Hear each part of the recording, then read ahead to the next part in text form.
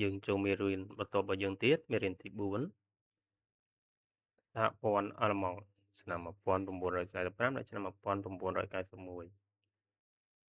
ទេសអាល្លឺម៉ង់ក្នុងសង្គ្រាមលោកលើកទី2នៅក្នុងសង្គ្រាមលោកលើកទី2យើងឃើញមានមហាអំណាចពីរដែលដើរតួនាទីសំខាន់នៅអឺរ៉ុបគឺសហភាពសូវៀតនិងសហរដ្ឋអាមេរិកក្រៅទ្វីបអឺរ៉ុប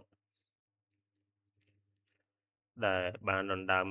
គ្នាយកឧត្តមភាពក្រោយបរាជ័យនៃកងទ័ពណាស៊ីនៅសមរភូមិប៉ែកខាងកើតកងទ័ព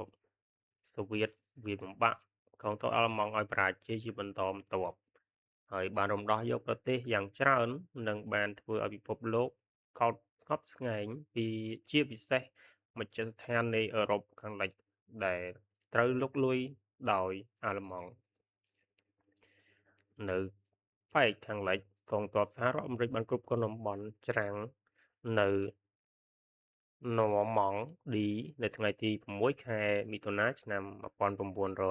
1944និងធ្វើដំណើរទៅមុខយឺតបណ្ដាលមកពីការទប់ទល់យ៉ាងខ្លាំងក្លាពីពួកអាល្លឺម៉ង់កងទ័ពសម្ព័ន្ធមិត្តបានវាយចូលប្រទេសអាល្លឺម៉ង់ពីទិសខាងលិចចំណែកកងទ័ពក្រហមបានវាយចូលទឹកដីអាល្លឺម៉ង់ពីទិសខាងកើតដែលជាអំពើសងសឹកត្រឡប់ទៅលើប្រជាជនអាល្លឺម៉ង់យ៉ាងសាហាវទីក្រុងធំរបស់អាល្លឺម៉ង់ត្រូវខ្ទេចខ្ទាំដោយគ្រាប់ផ្លោងនិងការទម្លាក់គ្រាប់បែកអ៊ីក្លេបានធ្វើអត្តឃាតនៅពេលដែលកងទ័ពសម្ព័ន្ធមិត្តចូលដល់ទីក្រុងបេឡាំងនៅថ្ងៃទី8ខែឧសភាឆ្នាំ1945អាល្លឺម៉ង់បានប្រកាសចាញ់សង្គ្រាមលោកលើកទី2ដោយឥតលក្ខខណ្ឌ4ខែក្រោយមកជប៉ុនក៏ទម្លាក់អាវុធចុះចាញ់ដោយឥតលក្ខខណ្ឌដែរនៅថ្ងៃទី15ខែសីហាឆ្នាំ1945បន្ទាប់ពីបានទទួលរងការវិនាសដោយអាវុធប្រឡាយលោក2គ្រាប់អាវុធបរមាណូនៅហ៊ីរ៉ូស៊ីម៉ានិងណាកាសាគីបញ្ហាមួយទៀតដែលនាំឲ្យមានផលវិបាកវែងឆ្ងាយគឺនៅពេលដែលដឹងថាកងទ័ពអាល្លឺម៉ង់ពិតជាត្រូវចាញ់សង្គ្រាមនៅពេលខាងមុខពួកមហាអំណាចក្នុងសង្គ្រាមបាននាំគ្នាបង្កើតសន្និសីទអន្តរជាតិមួយគឺនៅទីក្រុងយ៉ាល់តាដែលជាទីក្រុងលំហែកាយលើមាត់សមុទ្រខ្មៅដើម្បីកំណត់វាសនាប្រទេសអាល្លឺម៉ង់ក្រោយសង្គ្រាមដើម្បីផ្ដាច់សរសៃឈាមប្រទេសនេះកុំឲ្យមានឱកាសបន្តសង្គ្រាមជាថ្មីទៀតសន្និសីទធ្វើឡើងដោយមហាអំណាចទាំង3មានសហភាពសូវៀតអាមេរិកនិងចក្រភពអង់គ្លេសនៅក្រោយសង្គ្រាមអាល្លឺម៉ង់ត្រូវបានបែងចែកជាពីរគឺអាល្លឺម៉ង់ខាងលិចនិងអាល្លឺម៉ង់ខាងកើតអាល្លឺម៉ង់ខាងលិចត្រូវបានពង្រាយដោយកងទ័ពសម្ព័ន្ធមិត្តបែងចែកជា3តំបន់11រដ្ឋជារដ្ឋសហព័ន្ធចំណែកអាល្លឺម៉ង់ខាងកើតគ្រប់គ្រងដោយសហភាពសូវៀតជារដ្ឋប្រជាធិបតេយ្យជាមានិតដូចជាប្រទេសផ្សេងទៀតនៅអឺរ៉ុបខាងកើតដែលរំដោះកងទ័ពក្រហមដែរអាល្លឺម៉ង់ទាំងពីរមានរដ្ឋធានីផ្សេងគ្នាអាល្លឺម៉ង់ខាងកើតមានរដ្ឋធានីបែរឡាំងនិងសាធារណរដ្ឋអាល្លឺម៉ង់មានរដ្ឋធានីឈ្មោះបោនចំណុចទី2បញ្ហាអាល្លឺម៉ង់ស្នូលនៃសង្គ្រាមត្រជាក់បញ្ហាអាល្លឺម៉ង់ធ្វើឲ្យអឺរ៉ុបមានភាពក្អកកកតាមរយៈការគាំទ្រផ្នែកហិរញ្ញវត្ថុនិងសេដ្ឋកិច្ចដើម្បីស្ដារទ្វីបអឺរ៉ុបឡើងវិញក្រោយសង្គ្រាមលោកលើកទី2គឺផែនការ Marshall របស់អាមេរិកដែលស្នើនៅថ្ងៃទី5ខែមិថុនាឆ្នាំ1947នៅសាកលវិទ្យាល័យ Harvard ផែនការនេះបានញ៉ាំងឲ្យសហភាពសូវៀតមិនសប្បាយចិត្តពីព្រោះផែនការនេះមានទិសដៅទប់ស្កាត់ការរីករាលនៃចលនាកុម្មុយនីសនៅតាមប្រទេសលោកខាងលិចមួយចំនួននៅក្រោយសង្គ្រាមនៅថ្ងៃទីខែនៅខែមិថុនាឆ្នាំ1947មានសន្និសីទនៅទីក្រុងឡុងដែលមានការចូលរួមពីក្រុមសម្ព័ន្ធមិត្តទាំង3ដើម្បីពិភាក្សាគ្នាពីបញ្ហាអាល្លឺម៉ង់ ការបង្រួបបង្រួមអាល្លឺម៉ង់ខាងលិចជាតំបន់តែមួយនិងការឯកភាពខាងរូបិយរូបិយប័ណ្ណពីម៉ាកមកជាដឺម៉ាកការសម្រេចប្រើរូបិយប័ណ្ណថ្មីដោយសម្ងាត់នេះធ្វើឲ្យសហភាពសូវៀតមិនសប្បាយចិត្តហើយបានចោទជារដ្ឋប្រហារហិរញ្ញវត្ថុ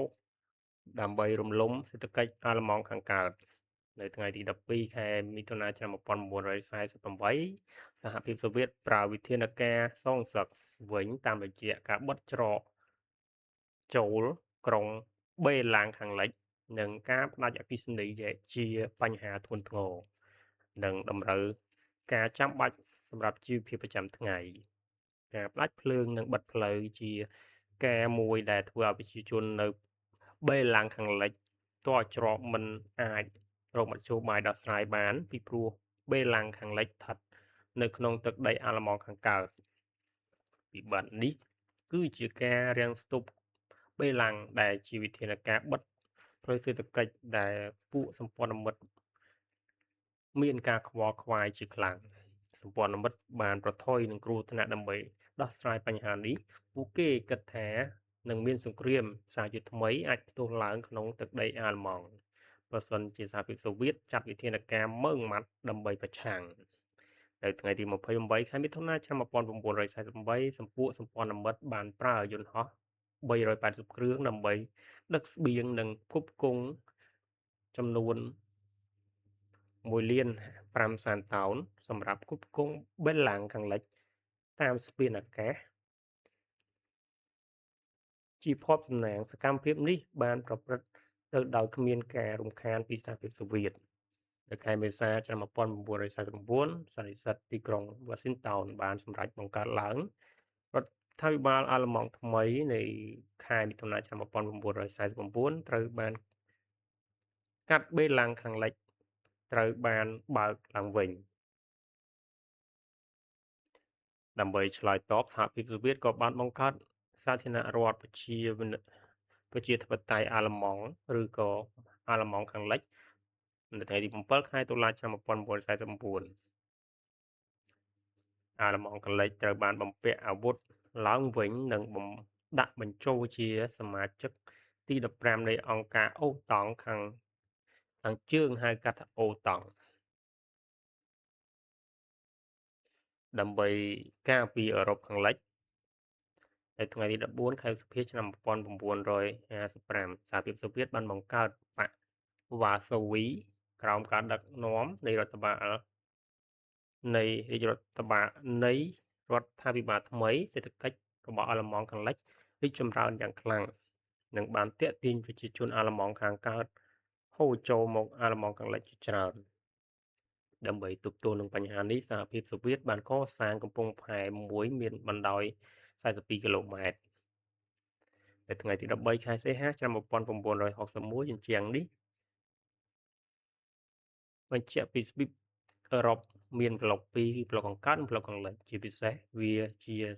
និមិត្តរូបនៃសង្គ្រាមត្រជាក់ជំរុញឲ្យពិភពលោកស្ថិតនៅលើផ្លូវនៃសង្គ្រាមលោកលើកទី3ដោយសារការរត់ប្រណាំងស្ពាវុធមិនចេះចប់មិនចេះហើយទម្រាំដល់ពេលការដួលរលំនៃសហភាពសូវៀតឆ្នាំ1991 3ការចាប់បដិសន្ធិនៃអាល្លឺម៉ង់ខាងលិចការបោះឆ្នោតសកលលើកដំបូងត្រូវធ្វើឡើងនៅថ្ងៃទី14ខែសីហាឆ្នាំ1949នៅអាល្លឺម៉ង់ខាងលិចតាមការសន្យារបស់សម្ព័ន្ធមិត្តពេលនោះគណៈបកកាតូលិកប្រជាធិបតេយ្យបានឈ្នះឆ្នោតដែលមានមេដឹកនាំឈ្មោះកុងវ៉ាត់អាដេណូអ៊ីឆ្នាំ1949ដល់ឆ្នាំ1963នៅក្រោមការដឹកនាំរបស់លោកសហព័ន្ធអាល្លឺម៉ង់មានការរីកចម្រើនទាំងផ្នែកនយោបាយសេដ្ឋកិច្ចជាពិសេសគឺការធ្វើឲ្យប្រទេសមានប្រជាធិបតេយ្យនិងបំពាក់អាវុធឡើងវិញ